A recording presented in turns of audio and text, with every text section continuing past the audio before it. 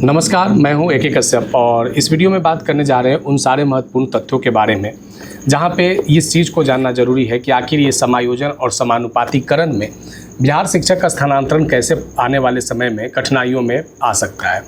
दूसरा, यहाँ पे उन विषयों पर भी बात करेंगे जहाँ पे ये जानना जरूरी है कि क्या जो म्यूचुअल ट्रांसफ़र की जो बातें चल रहे हैं, ये म्यूचुअल ट्रांसफ़र आने वाले समय में किस तरीके से बिहार में उन बड़ी संख्या में उन शिक्षकों का कैसे स्थानांतरण के भविष्य को तय करेगा। साथ ही इस विषय पे यहाँ पे भी चर्चा करेंगे कि आखिर महिला और पुरुष जो इंटर डिस्ट्रिक्ट ट्रांसफ़र चाह रहे हैं, आखिर उन लोगों का क्या भविष्य जो है स्थानांतरण के विषय पे क्या अधर में फिर से लटक सकता है।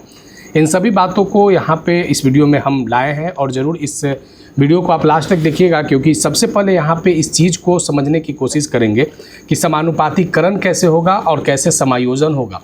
तो नए जुड़े हैं तो चैनल को जरूर सब्सक्राइब करके बेल आइकन को दबा दीजिएगा। वीडियो अच्छा लगेगा तो लाइक शेयर जरूर कीजिएगा। कोई सुझाव होगा तो कमेंट में लिखिएगा।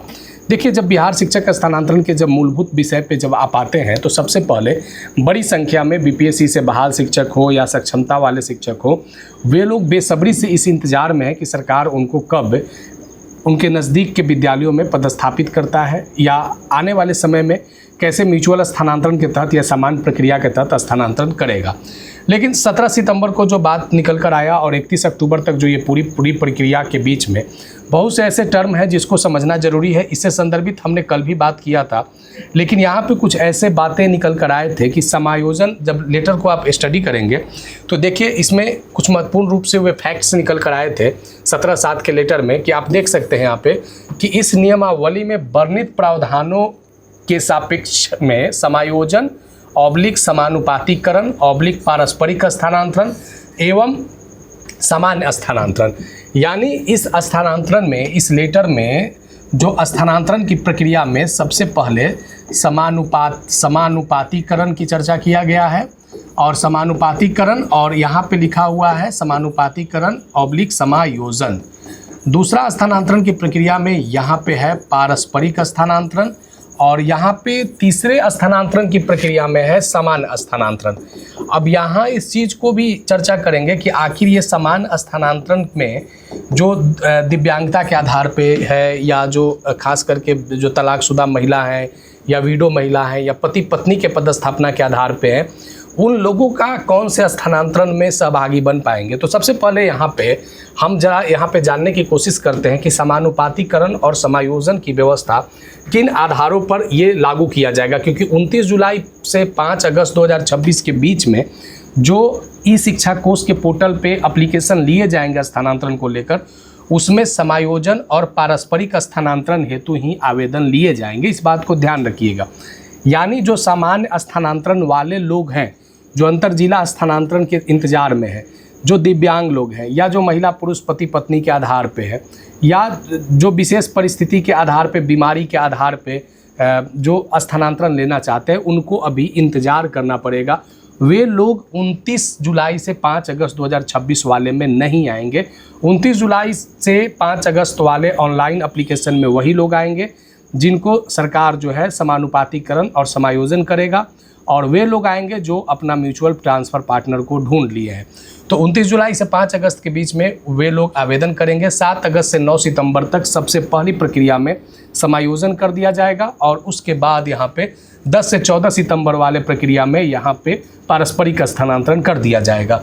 देखिए, तीसरे प्रक्रिया में 16 सितंबर 2026 से समान स्थानांतरण के आवेदन लिए जाएंगे और यहाँ 17 से 23 सितंबर के बीच में इस स्थानांतरण पर सरकार जो है वो अपना प्रोग्रेस करेगा और 24 से 31 अक्टूबर तक के बीच के समान स्थानांतरण में, चाहे वो विशेष परिस्थिति पर हो, दिव्यांगता के आधार पर हो, पति पत्नी के पदस्थापना के आधार पर हो या अंतर जिला महिला स्थानांतरण या पुरुष स्थानांतरण हो, वे सभी प्रक्रिया आपके 16 सितंबर से 31 अक्टूबर के बीच में ही आएंगे। इसलिए समान स्थानांतरण वाले अभी उन लोगों को कुछ महीने और इंतज़ार करना पड़ेगा। लेकिन प्रश्न यहाँ पे हमने इस विषय पे ही चर्चा किया है कि आखिर जो ये स्थानांतरण की प्रक्रिया में है, ये कैसे रेशनलाइजेशन और एडजस्टमेंट किया जाएगा। इसी बात पे हम यहाँ पे चर्चा करने जा रहे हैं, क्योंकि शुरुआती दौर में जो स्थानांतरण प्रक्रिया आया है उसमें सबसे पहले समायोजन और पारस्परिक स्थानांतरण की ही बात किया गया है। तो सबसे पहले ज़रा देखिए कि आखिर समानुपातीकरण और समायोजन क्या है। तो सबसे पहले यहाँ पे देखेंगे कि ये बातें बहुत सारे चर्चाएं चल रहे हैं कि बहुत से ऐसे विद्यालय हैं जहाँ पे जो छात्र शिक्षक अनुपात है, छात्र शिक्षक अनुपात है वह छात्रों से कम अनुपात में शिक्षक है। यानी जितना छात्र पे शिक्षक चाहिए वहाँ शिक्षक उतने नहीं है। बिहार में ऐसे बहुत से ज़िले हैं जहाँ पे छात्र के अनुपात में शिक्षकों की संख्या कम है। दूसरा यहाँ पे एक महत्वपूर्ण पहलू ये भी है कि बहुत से बिहार के ऐसे ज़िले हैं जहाँ छात्र के अनुपात में शिक्षकों की संख्या ज़्यादा है। अभी जो हमने चर्चा किया ये जिला के आधार पे किया। ये जो समानुपातिकरण की जो हमने बात किया ये डिस्ट्रिक्ट वाइज बात किया कि बहुत से ज़िलों में शिक्षक की संख्या छात्र से ज़्यादा है और बहुत से ज़िलों में छात्र की संख्या जो है वो शिक्षक के अनुपात में बहुत ज़्यादा है। अब इस चीज़ को हम लोग क्या कहते हैं, रेशनलाइजेशन कहते हैं। अब देखिए ये पूरे ज़िले या राज्य के स्कूलों में छात्र शिक्षक संख्या का संतुलन बनाया जाता है। अब रेशनलाइजेशन से यही बैलेंस किया जाएगा कि कितने छात्र पर कितने शिक्षक होंगे। अब जब ये गणना और पहचान की प्रक्रिया जब हो जाएगा तो इसके तहत स्कूलवार डेटा देखकर जो सरप्लस शिक्षक हैं उनको या तो शून्य कर दिया जाएगा। जैसे अगर किसी पेपर में अगर एक ही विद्यालय में अगर मानकर चलिए कि दो यहाँ पे शिक्षक हैं जो सामान्य विषय के आ चुके हैं और वहाँ एक ही शिक्षक की ज़रूरत है तो वहाँ से एक शिक्षक को क्या कर दिया जाएगा, कम कर दिया जाएगा। बहुत से ऐसे अगर आप 1:5 में ही देखें या 6:8 में देखें कि छात्र के अनुपात में शिक्षक की संख्या 2-2, 3-3 ज़्यादा सरप्लस है तो वहाँ हो सकता है कि टोटल जो सरप्लस है जो लोग हैं 3 का 3 उन तीनों को हटा दिया जाएगा, वहाँ सरप्लस को शून्य कर दिया जाएगा। ये बात जो है आपके रेशनलाइजेशन में उसी आधार पे सूची बनेगा। पूरी ट्रांसफ़र प्रक्रिया का ये पहला चरण होता है रेशनलाइजेशन। लेकिन रेशनलाइजेशन और समायोजन में क्या यहाँ पे अंतर है, क्योंकि लेटर में स्थानांतरण की प्रक्रिया में समायोजन / पारस्परिक स्थानांतरण पे ही चर्चा किया है। अब यहाँ पे आप देख सकते हैं जरा कि समायोजन में जो सरप्लस यात्रिक शिक्षक की कमी वाले स्कूल हैं, अगर यहाँ पे जो सरप्लस शिक्षक अगर हमने जो 2 बात किया, ये दोनों सरप्लस वाले शिक्षक को दूसरे जगह शिफ्ट कर दिया जाएगा वहाँ पे जहाँ पे छात्र के अनुपात में वे विषय के शिक्षक की आवश्यकता है। तो जैसे ही उस शिक्षक को अनुपातिकरण से गणना कर लिया गया और गणना के बाद जैसे ही उनका किसी दूसरे विद्यालय में उनको पदस्थापित किया जाएगा तो ये समायोजन कहलाएगा। यानी स्थानांतरण की पहचानने की प्रक्रिया समानुपातिकरण है और उसको एडजस्टमेंट करने की प्रक्रिया जो है वो क्या है, समायोजन है। अब देखिए यहाँ पे जो यहाँ आप समानुपातिकरण में क्या देख रहे थे, काउंटिंग किए थे इतना शिक्षक इतना छात्र, लेकिन वहाँ से कुछ नहीं हो रहा था, केवल काउंटिंग में आपके आंकड़े थे।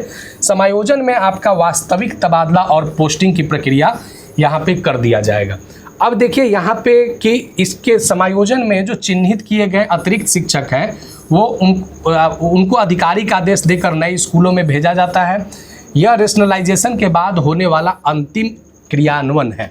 यानी जो भी शिक्षक की गणना किया जाएगा, जो भी डेटा लिया जाएगा, जो कितने छात्र शिक्षक अनुपात हैं, ये सभी रेशनलाइजेशन में आएंगे।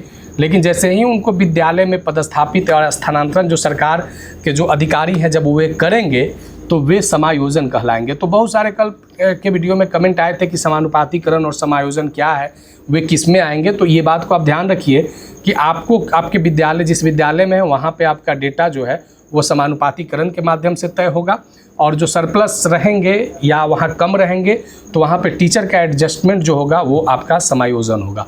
ज़रूर आने वाले समय में बिहार शिक्षक स्थानांतरण से अगर बातें आएंगे तो ज़रूर हम कुछ रखेंगे। लेकिन यहाँ पे सबसे महत्वपूर्ण बात यह है कि शुरुआत तो माना जा सकता है कि स्थानांतरण प्रक्रिया की शुरुआत 29 सितंबर से शुरू हो चुका है।